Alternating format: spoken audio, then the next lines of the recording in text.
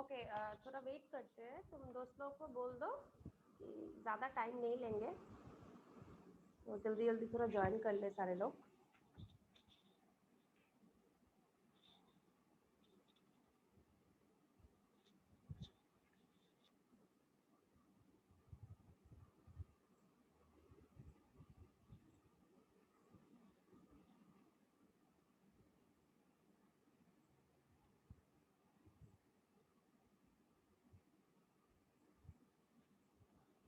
And those who people who have joined in today in the 9 a.m. meeting, uh, please ask them to join and write their names.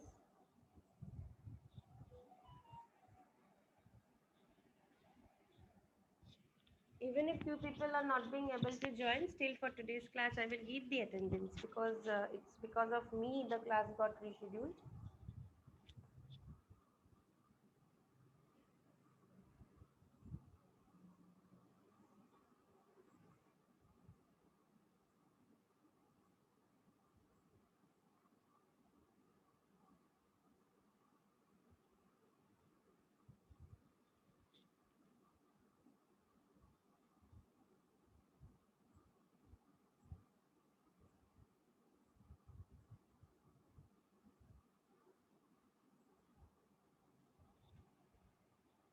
So let's wait for 2 minutes more, then we will start.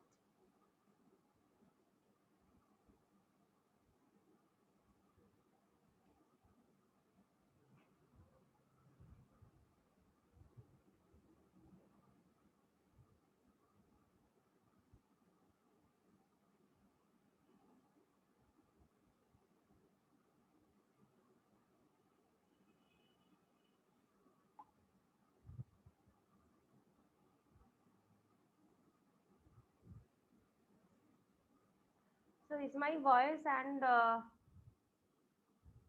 minute. So is my voice and is this whiteboard visible to you all? Yes, ma'am. Okay. So in the morning, I'm very sorry for the interruption. So we were talking about the debugging approach, that how do we find these faults and where the faults are, then to detect which are the statements which have caused the error. So like this process is known as debugging, and there are few approaches which we follow in order to follow or to apply this debugging procedure. The very first approach is the brute force method, which is the simplest thing which we do when we run our C programs. The simplest we do is, if you remember, you have a big chunk of code, you put intermediate printf statements among the entire code so that your like you could identify which particular section of the code is giving error, or from which point my code was okay, so which is the point or section of my code left that contains error. So we insert print statements throughout the program in order to print the intermediate values, so that some of the printed values will help us to identify the statement which is in error. And this thing is also known as, this concept is also known as source code debugger. Since in the source code itself we are forcefully putting these print statements, so it is known as source code debugger, because values of different variables, they can be easily checked, and breakpoints, watch points, they can be easily set in order to test these variables, and this is a very effortless process. So brute force method is definitely a very easy method, but uh, it is very less efficient, because complex things doesn't get noticed over here. The next thing which we can do is backtracking.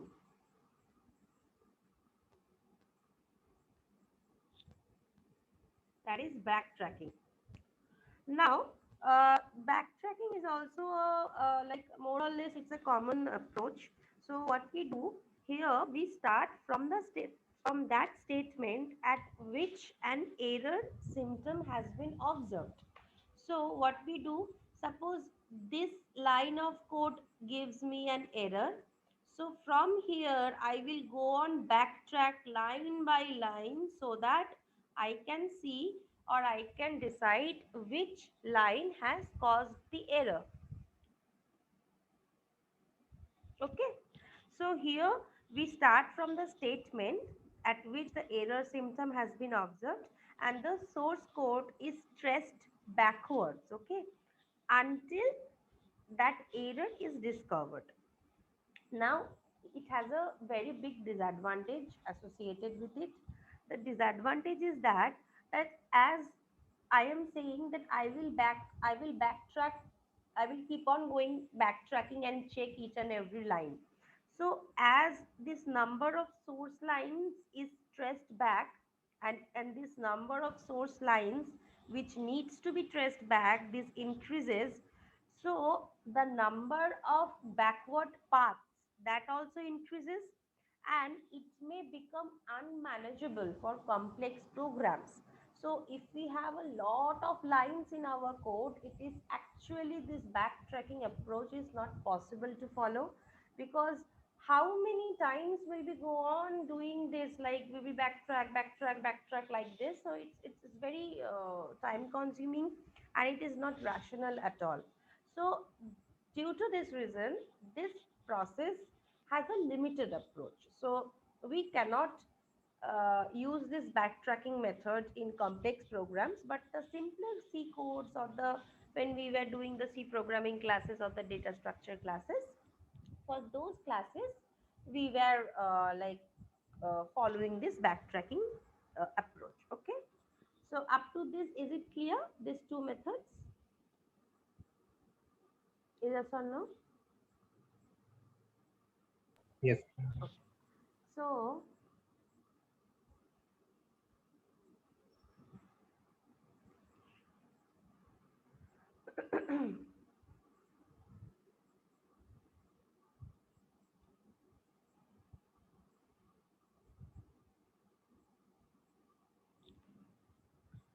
now, this cause elimination method, the third approach, what happens is in this approach, once a failure is observed, so the symptoms of that failure, that is the,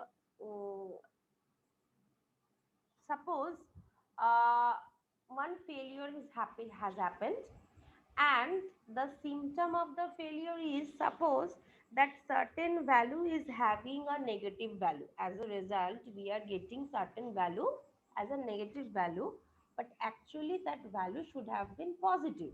So this is a symptom of failure or symptom which has been observed. So these observed symptoms, these are noted down. So the symptom of failure,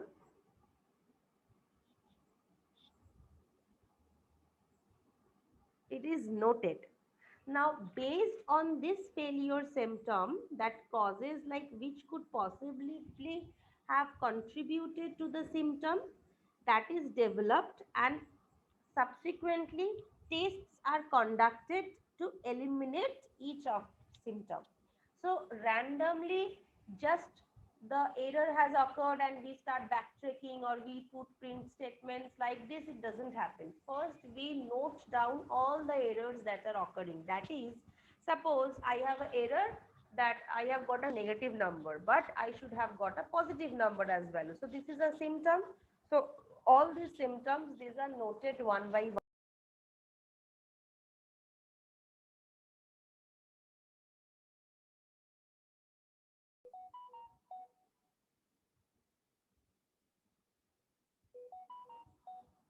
Sorry. So there is a problem with Zoom today. Since morning I am facing this issue.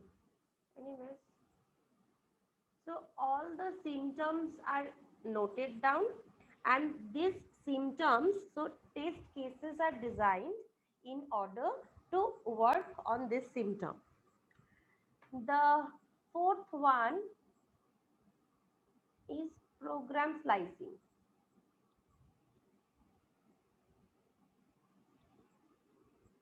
The fourth one is program slicing. Now, this program slicing technique, it is more or less similar to the backtracking technique. Why? Because in the backtracking approach, one often has to examine a large number of statements, but here the search space is reduced by we define slices. What does this slice mean? I will tell you.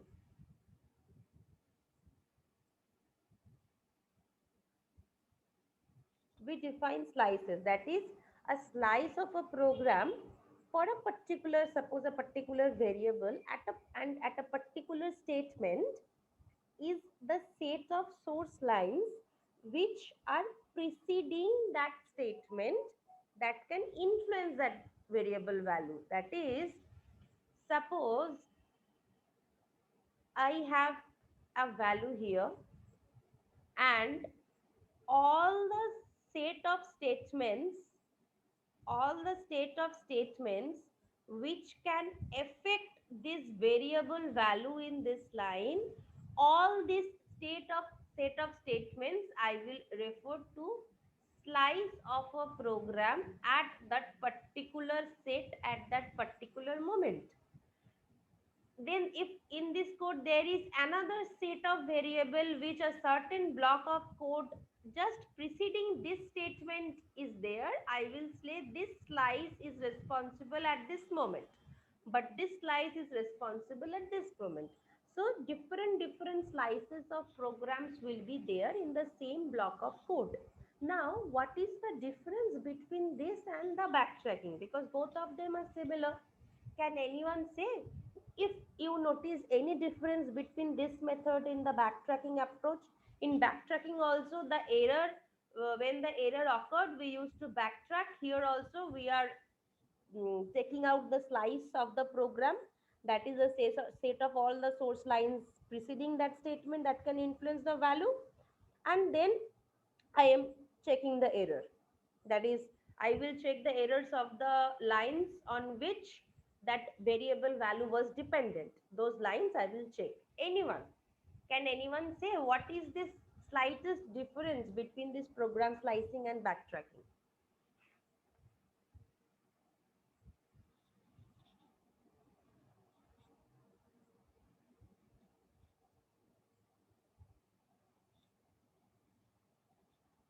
Anyone?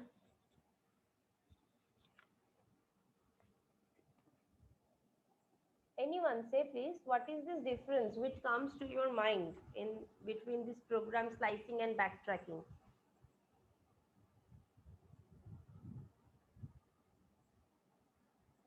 And in this program, slicing, backtracking is done in slice. The method how it is done is different. Nah, not that. Method difference, okay. Actually, the problem is, see, suppose here in this statement I have written a equal to b plus c. In the first, in just this statements, I am taking the value of b from user. In this statement, I am taking the value of c from user. In this statements, I am defining a, b, c, and so on. And in this statement, I have just defined welcome to the first program and this, and so on. So you tell me, I know that these lines are affecting this because if I take a wrong b value or I define or declare ABC wrongly, then I will have a wrong impact on my result. But this line, welcome to the first program, suppose I am writing, is this line of code necessary for finding out the error in this statement? Conceptual error. Is this line of code necessary? No, ma'am. No.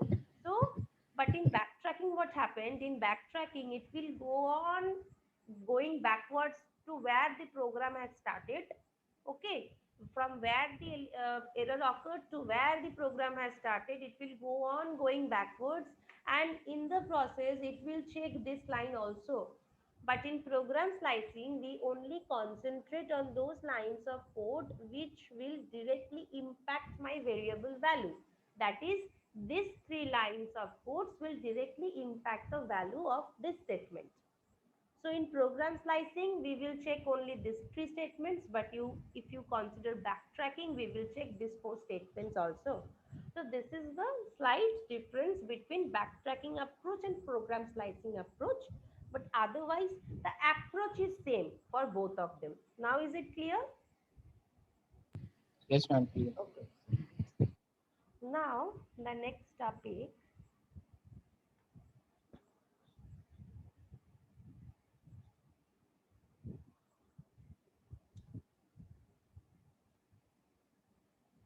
Okay, so actually I will take today's morning. There was one small that 5 minutes class video was saved also. So there a lot of people have written down their names in the chat box. And since this class I am suddenly scheduling, so a lot of people was not being able to join. So for today's class, I will try to give attendance to all the people who have joined in the morning section also. If they are not being able to join in the afternoon section, okay? So not an issue. So the next up, so the next topic is program analysis tools. Okay, one request. Uh, since the connection got lost in between, only two names are showing in my chat box: Kunal Kumar and Krishna Ranjan Mandal. Rest names are not showing. Can you please write it down once? All the other like 15 participants, please write it down once, your names. So this program analysis tools, this is the topic which we will study now. Now a program analysis tool, it is usually what? It is usually an automated tool. Now when we say automated tool, it either takes the source code, it can, it is a tool to basically analyze, right? So it can either take the source code itself, or you can take the executable code also. So any of the code of a program as input it can take, and as a output it produces reports which doesn't consider like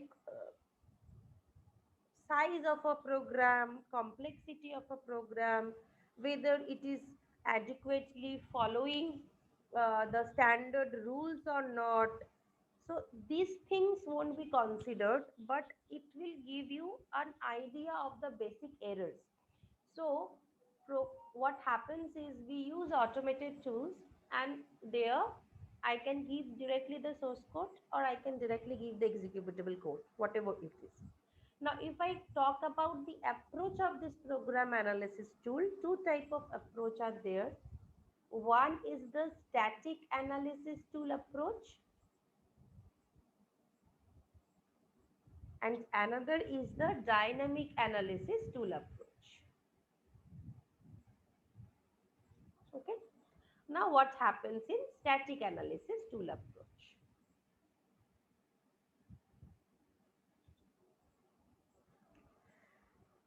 Now, the static program analysis tools, they assess and they compute various characteristics of a program without executing them. So they do not execute the program, they assess and compute the various characteristics of a program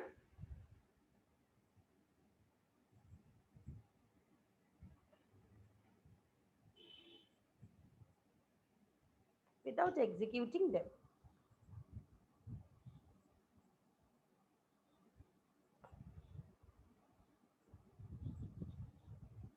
So what does this static analysis tool does? It checks whether the code has matched to the prescribed coding standards or not. So in order to check that, we do not need to execute the code, whether the prescribed coding standards which were declared or which is followed for that particular organization, whether those standards have been followed or not. This analysis is done using these static tools. Now, as a result, when it will show me the result in the form of a report, what will it contain? The report will contain the very first thing which it shows is to what extent the coding standards have been adhered to. So, what extents the coding standards have been adhered. So, this it will check and give a report. And whether, another thing is whether certain programming errors. Certain programming errors means suppose uninitialized variables, mismatch between actual and formal parameters, then there are variables that are declared but they are never used. So all these things, whether certain programming errors they exist or not. Okay. So a list of all such errors is displayed. So when a static analysis tool is done on a program, it is checked which is whether it is confirming certain programming guidelines or programming coding standards of that organization or not. And there we do not need to execute the code. We only need to check. And after this analysis is done by that tool, a report will be generated. And what does this report contain? It mainly focuses on two things. First, to what extent the coding standards have been followed, and next, certain basic programming errors such as whether uninitialized variables or not, variables have been declared but not used, actual and formal parameters, there is a mismatch between the two. So all these errors it will be displayed. Now, can you tell me, we have studied the code review techniques, right? Such as the code walkthrough, code inspection, these two methods we have studied. Now you analyze it, you apply your brain, and you tell me this falls under static analysis tool or dynamic analysis tool.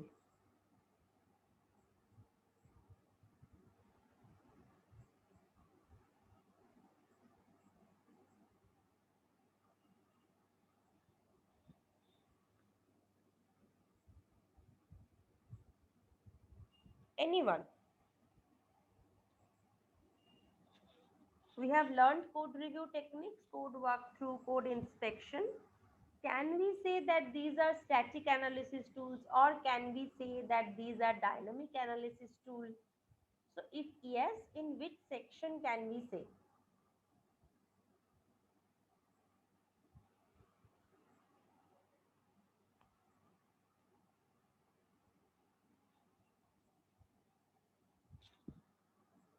Okay. This code walkthrough or code review, we can consider them as a static analysis method since they also target to detect errors based on an analysis of the source code. But strictly speaking, it is not true. Why it is not true? Because the term that we are using, static program analysis, it denotes automated analysis tools. Now, on the other hand, a compiler, which we suppose if we use, the compiler can be considered as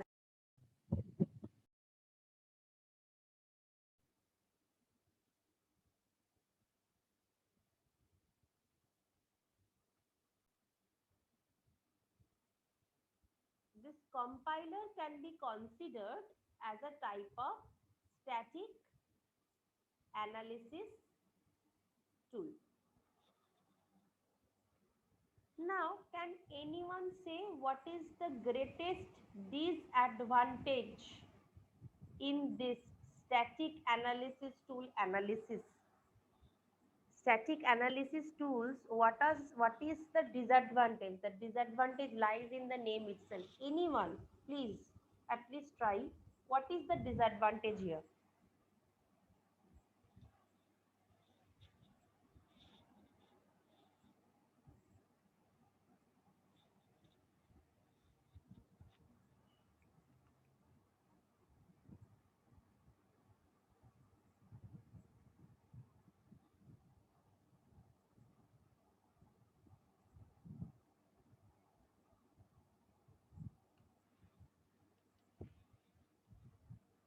Can anyone say? Are you guys able to listen to It my is voice? time consuming. Okay, time consuming. Time consuming is not a perfect word because functionally I am asking. Analysis itself will take some time. Whatever analysis you do, analysis always will take some time. Functionally, static analysis, functionally it can have what disadvantage? Okay, I am giving you a hint. Can it find out dynamic memory reference? No, ma'am. Can it find out pointer variable, pointer arithmetic, all these things? No. No. So the inability is what? The inability is to analyze the runtime information. So inability to analyze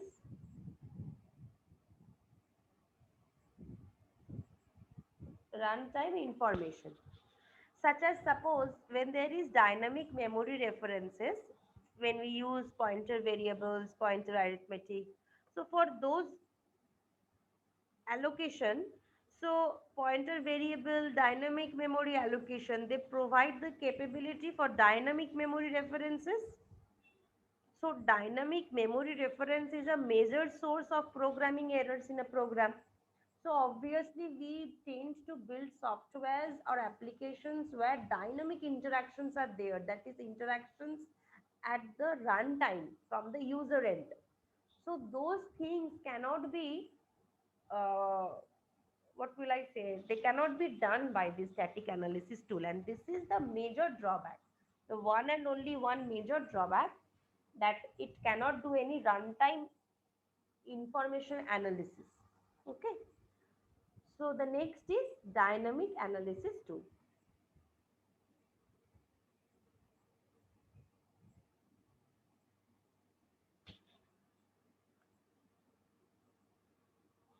So these dynamic analysis tools, they can be used to evaluate several programs characteristics such as based on the analysis of runtime behavior. So they analyze the runtime behavior of any program.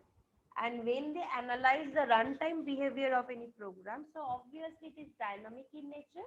And so this analysis process we will refer to as dynamic analysis. So these tools, they usually record and analyze the actual behavior.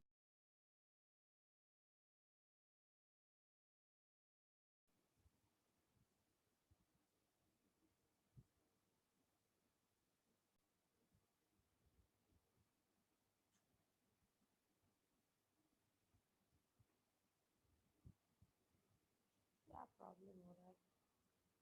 So they actually record and they analyze the actual behavior of a program while it is being executed. So they record and they analyze the behavior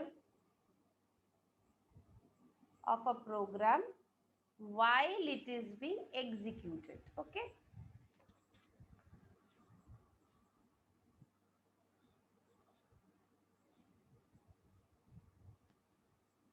So we have learned a lot of topics. So can anyone say that what is one important characteristic of a test suite that is computed by a dynamic analysis tool?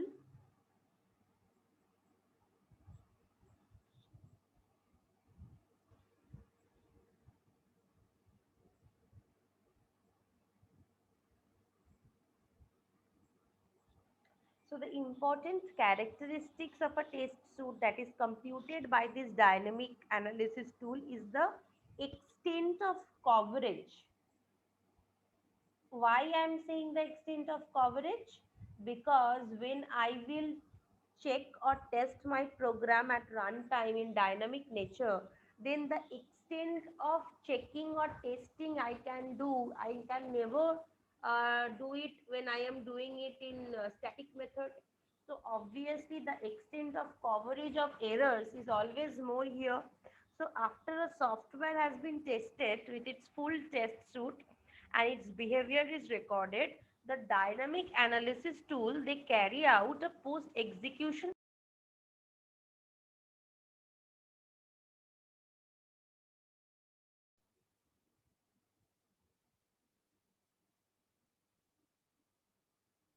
Each and every time the screen is getting lost from your end, right?